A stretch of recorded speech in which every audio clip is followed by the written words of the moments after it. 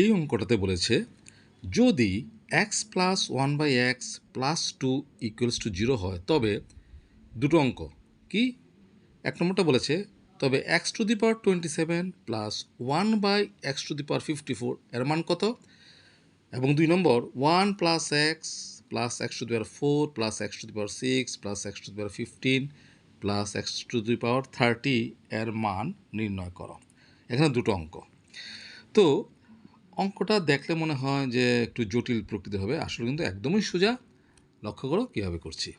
আচ্ছা, প্রথম কথা হচ্ছে কি দেওয়া আছে, দেওয়া আছে কি দেওয়া আছে এই জিনিসটা x plus 1/x plus 2 equals to 0, x plus 1/x plus 2 equals to 0। এখান থেকে কিছু করা যায় কিনা লক্ষ্য করো। আচ্ছা, লসও করো, তাহলে 1x মানে লসাগু এক্স, 1 দিয়ে এক্সকে ভাগ করলে এক্স, এক্স দিয়ে এক্সকে গুণ করলে এক্স স্কোয়ার, প্লাস এক্স দিয়ে এক্সকে ভাগ করলে 1 দিয়ে 1কে গুণ করলে এক একে এক, 1 দিয়ে এক্সকে ভাগ করলে এক্স, এক্স দিয়ে 2কে গুণ করলে 2x ইকুয়ালস টু 0। অর বজ্রগুণ মানে কোনাকুনি গুণ, 0 নিচে কিছু না মানে 1 আছে, তো 1 দিয়ে ওটাকে গুণ করলে যেমন আছে এমনই থাকবে, x square plus 1 plus 2x equals to x into 0 কত হবে 0। এখন দেখো এটাকে কিছু করা যায় কিনা, দেখো সূত্রে পড়ে কিনা। এই a square plus 2a into b plus b square equals to 0 লিখতে পারে কিনা মিলাও। এক্স স্কোয়ার, এই এক্স স্কোয়ার, 2 একে 2 2x মিলে গেল, 1 স্কোয়ার মানে কত 1। তাহলে এই জিনিসটা লেখা যে কথা, এই জিনিসটা লেখা একই কথা। তাহলে এরকম কেন করলাম, সূত্রে ফেলার জন্য। কোন সূত্র, a square plus 2ab plus b square, a plus b whole square, a plus b whole square equals to 0। তাহলে x plus 1 whole square equals to 0 হলে অবশ্যই এক্স প্লাস 1 তার মানও কত হবে 0 হবে। তাহলে এক্স প্লাস 1 যদি 0 হয় তাহলে এক্সের মানটা কত বেরোলো -1, পক্ষান্ত করে ডান দিকে নিয়ে যাও, প্লাসটা কী হবে মাইনাস হবে। তাহলে এক্সের মান কত পেলাম -1। এখন চলে আসছি মূল অঙ্কে, এক নম্বরটা।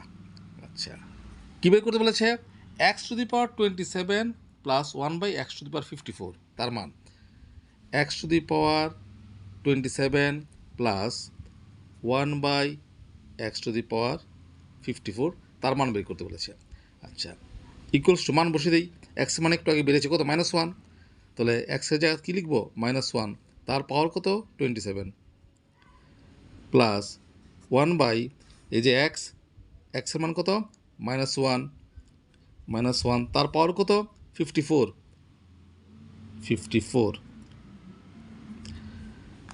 ইকুয়ালস টু কত -1 তার পাওয়ার হচ্ছে 27। এটা আমাদের জানতে হবে, যদি ঋণাত্মক সংখ্যার পাওয়ারটা যদি অড হয় বেজুর হয়, -1 ঋণাত্মক সংখ্যা তার পাওয়ারটা কত 27 বেজুর, সেই ক্ষেত্রে চিহ্নটা মাইনাসই থাকবে। আর যেহেতু 1 এর পাওয়ার যা কিছু 1ই থাকবে, তাহলে কী হবে এটা -1।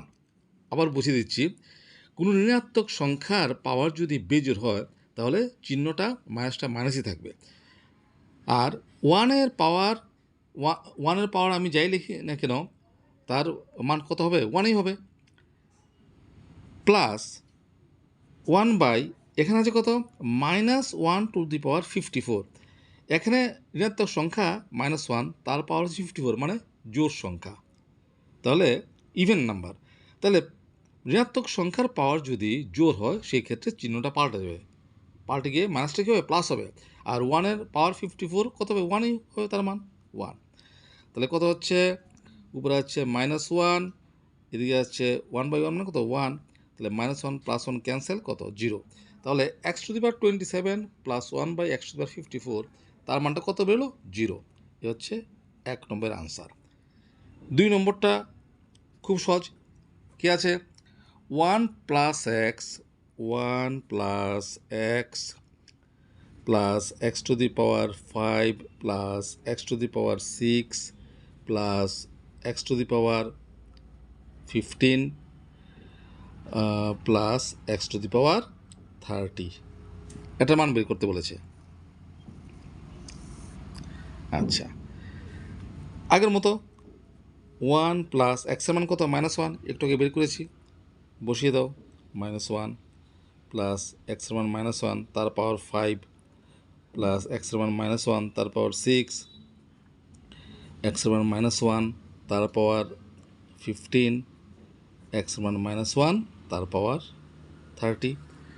আগের যুক্তিতেই 1 প্লাসে মাইনাসে -1, এখানে ঋণাত্মক সংখ্যা -1 তার পাওয়ার 5 মানে বেজোড় অড, সেই ক্ষেত্রে মাইনাসটা মাইনাসই থাকবে। আর 1-এর পাওয়ার 5 মানে তো 1ই, তাহলে -1। এদিকে দেখো ঋণাত্মক সংখ্যা -1 তার পাওয়ার 6 মানে জোড়, সেক্ষেত্রে মাইনাসটা কী হবে? প্লাস হবে। তো কত হবে? প্লাস, আর 1-এর পাওয়ার 6 মানে কত? 1। আগের মতো ঋণাত্মক সংখ্যা -1 তার পাওয়ার 15 মানে বেজোড়, তাহলে মাইনাসটা কি থাকবে? মাইনাস থাকবে। আর 1-এর পাওয়ার 15 মানে কত? 1। এখানে যে -1 তার পাওয়ার 30 মানে জোড় সংখ্যা, তাহলে মাইনাসটা কী হবে? প্লাস হবে। প্লাস, আর 1-এর পাওয়ার 30 মানে কত? 1। এখন দেখো তো কত হয়? +1 -1 -1 +1 -1 +1 সবগুলো কেটে গেল 0। এই হচ্ছে আনসার। কাজেই দেখলে পরে মনে হবে অঙ্কটা বেশ জটিল প্রকৃতির, আসলে কিন্তু একটু বুদ্ধির অঙ্ক, খুব সুন্দর অঙ্ক।